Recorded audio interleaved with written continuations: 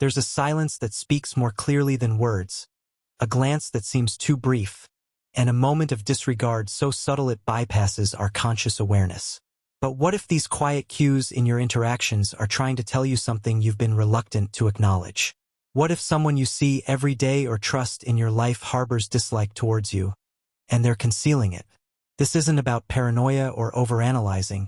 It's about being mindful in a way that frees you from confusion and fosters true understanding.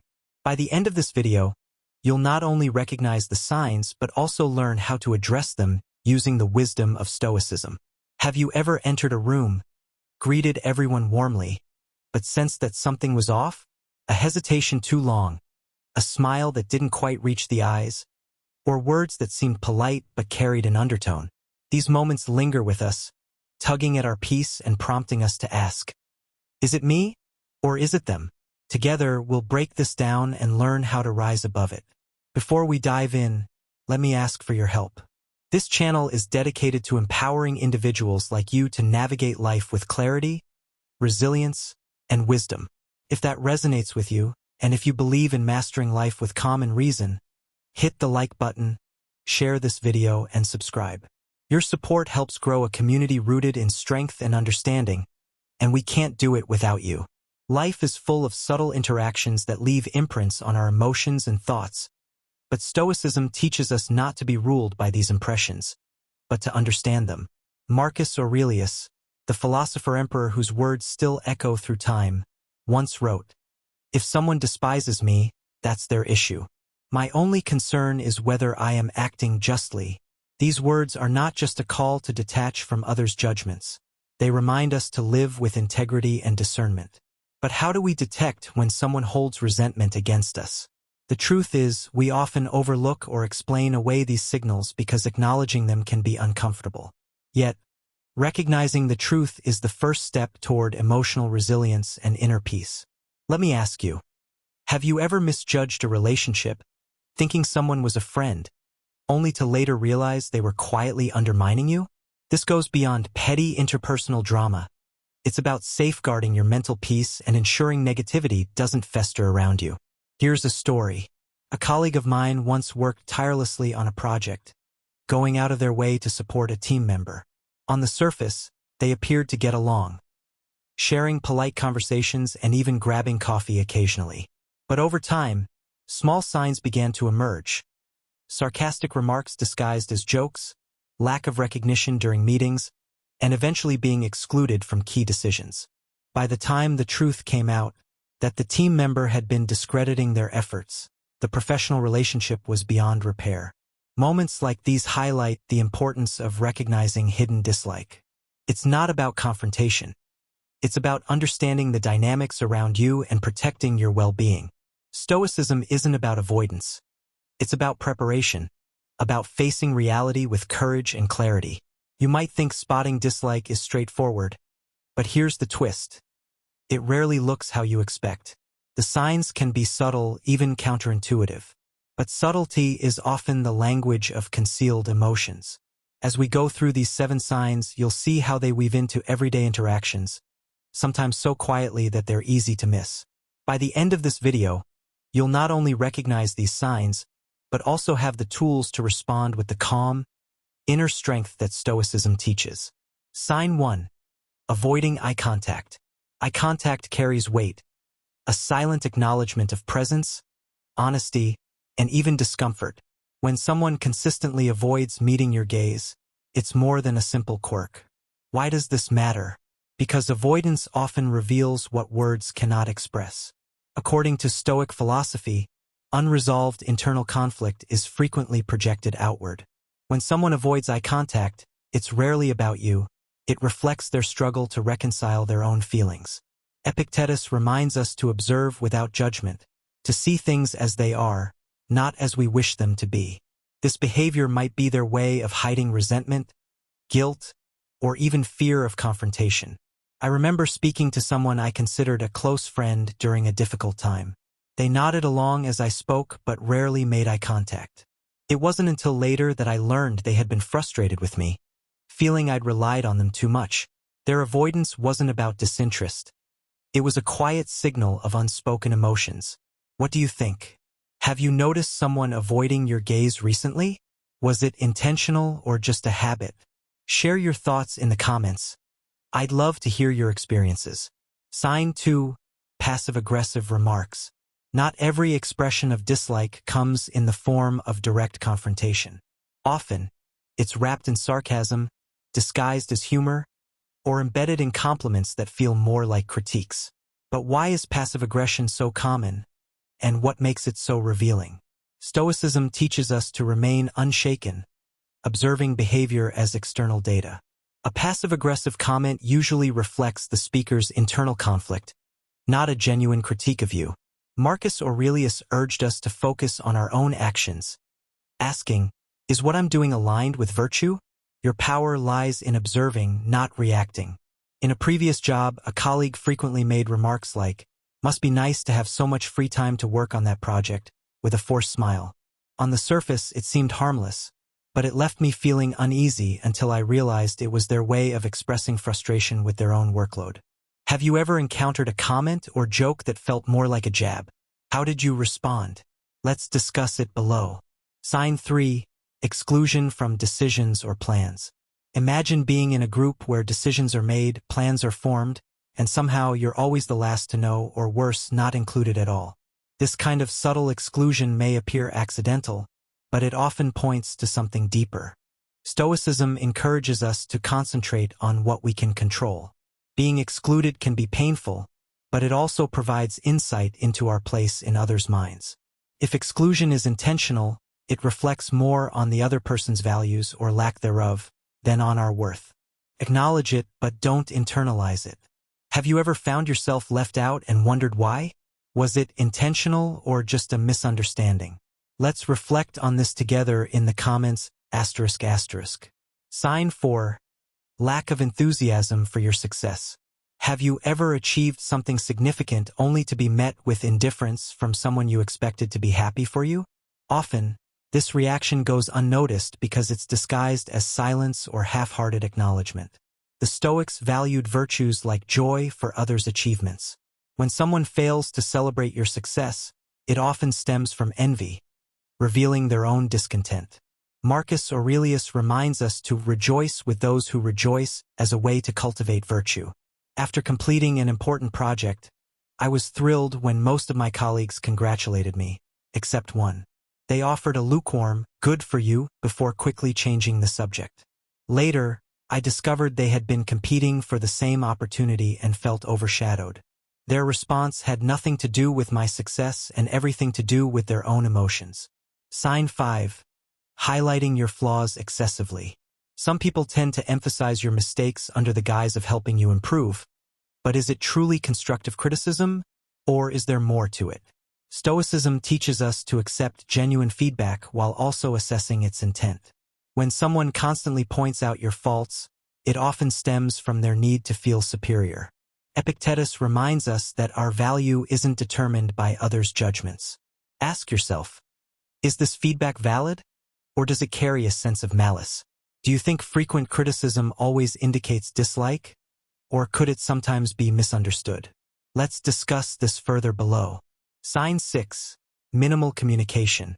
Have you noticed someone responding with brief, curt answers or avoiding conversation altogether? This kind of distancing can be subtle yet impactful.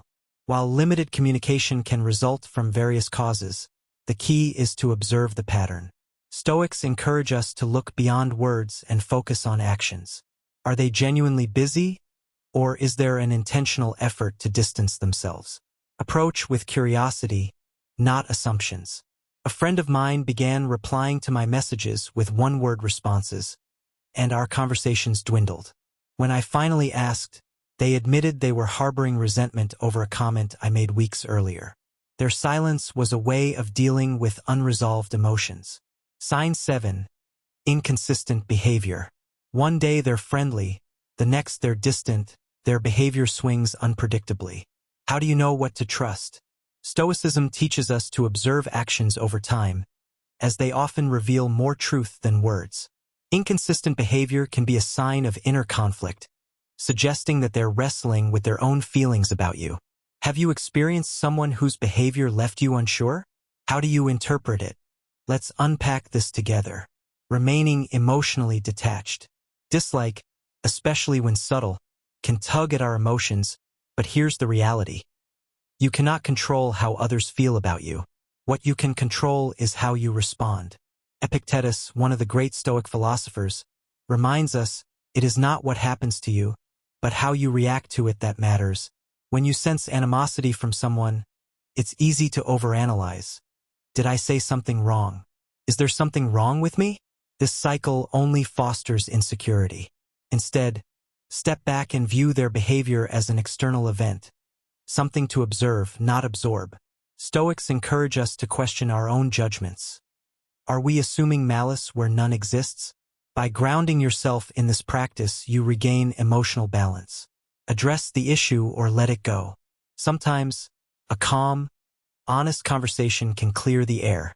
If the person is important to you, a family member, close friend, or colleague, it may be worth addressing their behavior. But confrontation shouldn't be accusatory. It should seek clarity. Ask questions like, I've noticed some distance between us lately. Is something bothering you? This approach aligns with Stoic principles. It's rational, measured, and aimed at fostering understanding. However, not every situation warrants confrontation. If their behavior doesn't significantly affect your life or well-being, letting go may be the wiser choice. Marcus Aurelius reminds us, you always have the option of having no opinion. By choosing not to engage, you protect your peace and focus on what truly matters, your own growth and virtue. Practical Stoic exercises. 1. Journaling for perspective. At the end of each day, reflect on your interactions. Write about any moments that felt tense or uncomfortable. Ask yourself, what was within my control in this situation and what wasn't? Journaling provides clarity, allowing you to process emotions without reacting impulsively. 2. Daily reflection. The Stoics practiced regular reviews of their thoughts and actions. In the evening, consider whether you acted justly and with virtue. Did someone's behavior bother you today? Reflect on why. Were you more concerned with their actions or your reaction? This habit builds emotional resilience over time. 3. Reframing negative interactions. When faced with subtle hostility, try to reframe the experience. Instead of thinking, why do they dislike me? Ask, what can I learn from this? Even negative encounters can teach patience, humility, or self-awareness. Reframing doesn't excuse bad behavior, but it shifts your focus from frustration to growth. Growth through Stoic wisdom is not about avoiding challenges but confronting them with reason and courage. When someone dislikes you and conceals it, view it as an opportunity to strengthen your character. Control your judgments, respond with grace, and let your actions reflect your commitment to living virtuously. As Marcus Aurelius said, the best revenge is to be unlike him who caused the injury. Why dislike exists? Dislike often feels personal and can be painful, but in reality, it's rarely about you. People's perceptions are shaped by their own struggles, insecurities, and biases. Marcus Aurelius reminds us, you have power over your mind, not outside events. Realize this, and you will find strength. When someone harbors dislike, it often stems from their own internal conflicts. They might see in you something they desire or fear. Recognizing this truth frees you from taking their feelings as a measure of your worth. Instead, view their behavior with compassion and curiosity rather than resentment or hurt. Have you ever learned that someone disliked you, only to discover later that it had nothing to do with you? How did this realization shift your perspective? Share your insights in the comments below. The importance of indifference. Epictetus teaches us to practice indifference toward things outside our control. Whether someone likes or dislikes you is their judgment, not yours. Seeking validation is a never-ending pursuit, while true peace comes from aligning with your own values. When you encounter dislike, remind yourself, this is their burden, not mine. Imagine the mental clarity you'd gain by letting go of the need to change someone's opinion of you. Indifference is not about coldness but prioritizing inner peace over external approval. I once worked hard to win the favor of someone who seemed indifferent toward me. Every effort to connect felt forced. It wasn't until I stepped back and focused on staying true to myself that I found peace. Surprisingly, over time, their attitude softened, likely because they sensed I was no longer seeking their approval. Now, imagine discovering that someone dislikes you. In the past, you might have overanalyzed every interaction or confronted them in frustration. But after absorbing these ideas, how would you respond differently? Would you reflect on their behavior without taking it personally? Would you approach them with calm curiosity, or simply let go and focus on what you can control? This is the Stoic path, responding with clarity and wisdom, not impulsivity. Think about how this new perspective might change your relationships. Let me know your thoughts below. How will you respond to hidden dislike differently after today? Key lessons. Today, we explored 7 subtle signs that someone dislikes you but is hiding it. We discussed how avoidance, passive aggression, exclusion, and other behaviors often reveal more about the person than about you. The Stoic response is grounded in emotional detachment, rational reflection, and virtuous action. Whether through journaling, reframing negative interactions, or choosing to let go, these practices empower you to maintain peace. Remember, their dislike is their burden to carry, not yours. Your task is to live justly, wisely, and authentically. As Seneca said, we suffer more in imagination than in reality. Don't let someone's hidden feelings weigh you down. If this message resonated with you, please like, share, and subscribe to help grow our Stoic Way community. Your support empowers us to continue sharing these timeless insights. And now I'd love to hear from you. Have you ever experienced hidden dislike? How did you handle it? Comment below. We read every single one and value your input. Thank you for watching. Remember, the way we respond to life's challenges defines us far more than the challenges themselves. Until next time, continue walking the Stoic way.